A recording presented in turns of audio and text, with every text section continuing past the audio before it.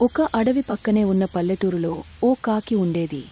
అది అక్కడి మిగతా కాకులతో కలిసి అప్పుడప్పుడు అడవి అంతా తిరిగొచ్చేది. ఒకరోజు అడవిలోని కొలనులో హంసను చూసింది. అబ్బా! ఎంత తెల్లగా, ఎంత అందంగా ఉంది హంస! దీనంత సంతోషంగా మరే పక్షి ఉండదు. నేను ఎందుకు ఉన్నాను? అనుకుంటూ అదే హంస దగ్గరికి వెళ్ళి తన మనసు చెప్పింది.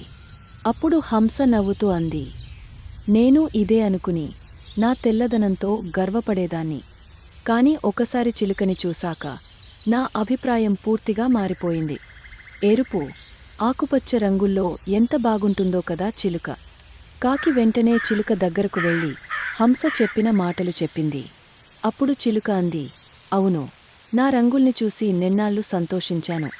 కాని నెమలిని చూశాక అర్థమైంది, నిజమైన అందం అంటే అదే.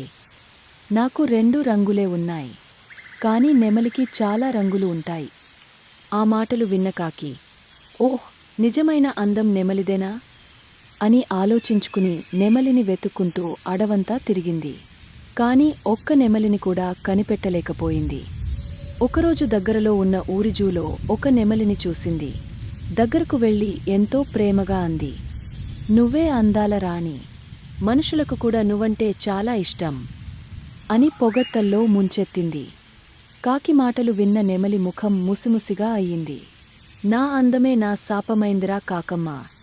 అడవిలో ఉన్నప్పుడు వేటగాళ్ల భయంతో దాక్కుంటూ తిరిగాను. చివరకు వాళ్ల చేతికి చిక్కి ఈ జూలో బందీయాను.